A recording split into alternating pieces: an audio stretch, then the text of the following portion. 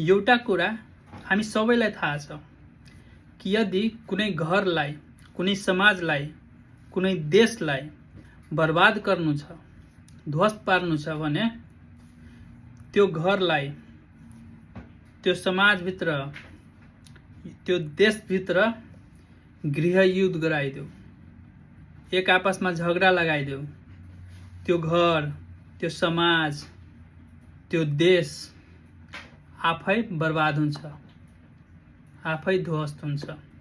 यस्ता धेरै उदाहरण छ। हाम्रो समाजमा त छँदैछ, हाम्रो घर परिवारको सबैलाई थाहै छ र देशमा पनि यो इतिहासमा यस्ता धेरै उदाहरण छ जुन देशहरू एक आपसमा आफै लडेर ध्वस्त भएछ, बर्बाद भएका छन्। हो, ठ्याक्कै हाम्रो देशमा अहिले यस्तै गतिविधिहरू देखा परिरहेका छ। यो अहिले हिन्दू मुस्लिम जुन राइट्स भइरहेछ, विवाद भइरहेछ, अहिले जुन हिन्दू मुस्लिमको वाद विवाद भइरहेछ, अस्तिको जुन सुनसरीको घटना हो, यो अहिले भएको होइन। यो मलाई लाग्छ विगत 8-10 वर्षदेखि बिस्तारै बिस्तारै हिन्दूहरूको जब जब पर्व चाडपर्वहरू सुरु हुन थाल्छ, यस्ता वाद विवादहरू सुरुवात हुन थाल्छ। त्यसैले अहिले जुन सरकारले छानबिन समिति गठन गर्नुभएको छ, यो सप्तरीमा को जुन घटना भएछ त्यसमा मात्र सीमित हुनु भएन, यसको जरोसम्म पुग्न एकदम जरुरी छ।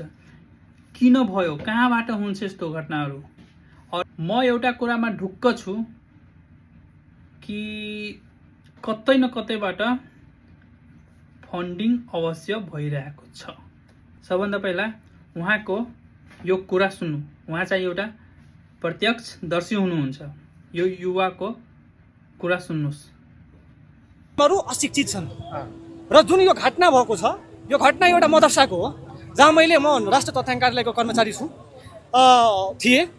त्यो घटना मैले डाटा सङ्कलन गर्नको लागि त्यही मदरसा गएको थिएँ जहाँ यो प्री प्लान भएको छ नि घटना। म त्यहाँ डाटा लिन गएको थिएँ। त्यो डाटा लिन क्रममा मैले त्यहाँ 25-30 जना कर्मचारी हुनुहुन्छ जुन सबै इन्डियन हो, सबै इन्डियन मुसलमानहरू हुनुहुन्छ। त्यहाँको कारोबार, जतिको कारोबार छ स्थानीय सरकारलाई पनि थाहा छैन, नेपाल सरकारलाई पनि थाहा छैन कि कतिको कारोबार भइरहेछ, त्यहाँ के आउँदैछ, को आउँदैछ, रौतहटको सर्लाहीको कहाँको मुसलमानहरू त्यहाँ पढ्दैछ, त्यो सरकारसँग कुनै अपडेट छैन। सिधा भाषामा भन्नुपर्दा त्यहाँ को मान्छे आउँछ जान्छ, बोर्डर एरिया हो, आउँछ जान्छ, न सरकारसँग डाटा छ न स्थानीय सरकारले रुचि राखेको छ। यो सन्दर्भमा